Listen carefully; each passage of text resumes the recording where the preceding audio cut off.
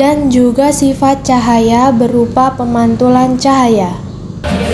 Tujuan praktikum yaitu yang pertama, lensa cembung menentukan jarak bibir api lensa cembung, menentukan kekuatan lensa cembung, menentukan jarak titik api cermin cembung. Tujuan pemantulan cahaya yang pertama menjelaskan sifat cahaya, 2 menjelaskan sifat bayangan yang dihasilkan oleh cermin dan lensa, 3 menentukan fokus cermin cekung dan lensa cembung.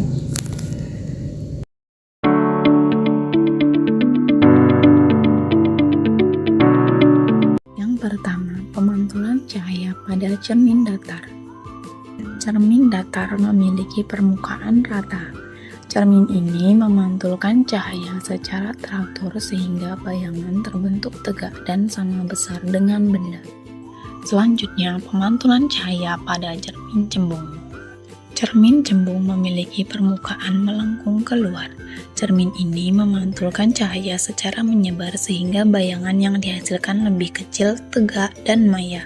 Selanjutnya, pemantulan cahaya pada cermin cekung. Cermin cekung memiliki permukaan melengkung ke dalam. Cermin ini memantulkan cahaya menuju satu titik fokus sehingga bayangan yang dihasilkan bisa nyata atau maya, tergantung jarak benda dengan cermin.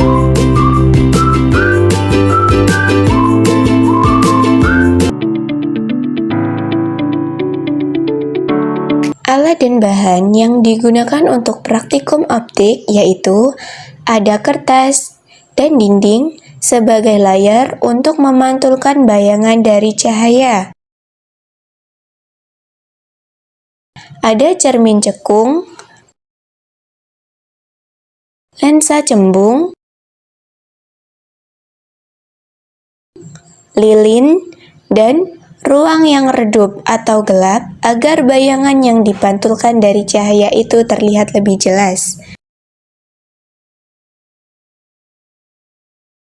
Ini adalah pantulan cahaya dari lensa cembung. Semakin jauh, semakin dekat cahaya tersebut akan semakin jelas. Jika lensa tersebut kita jauhkan, maka pantulan cahaya tersebut akan semakin memudar. Ini termasuk pantulan cahaya dari lensa cembung. Hasil percobaan lensa cembung. Bayangan yang terbentuk nyata berbalik ketika benda berada di luar fokus lensa. Bayangan bersifat maya dan tegak ketika benda berada di antara lensa dan titik fokus. Semakin jauh benda dari lensa bayangan, semakin kecil bayangan itu. Lensa cembung memusatkan cahaya pada titik fokus di depan lensa, sehingga bayangan dapat terbentuk jelas pada layar. Ini adalah cahaya yang dipantulkan dari cermin cekung. Jadi, ini kita ukur dari jarak yang sama dari kita ukur dengan lensa cembungnya tadi. Ini adalah pantulan cahaya dari cermin cekung.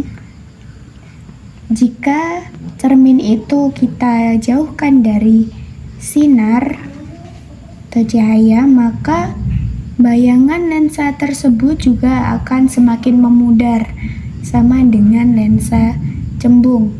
Dan jika cermin cekungnya kita dekatkan dengan sinar, maka cahaya itu akan semakin mengecil, tetapi cahaya yang dipantulkan akan semakin terang. Inilah pantulan sinar dari cermin cekung. Hasil percobaan cermin cekung. Bayangan yang terbentuk nyata dan terbalik ketika benda berada di luar titik fokus cermin. Semakin dekat benda ke cermin, bayangan semakin besar dan bisa berubah menjadi maya atau tegak dan diperbesar jika di antara cermin dan fokus.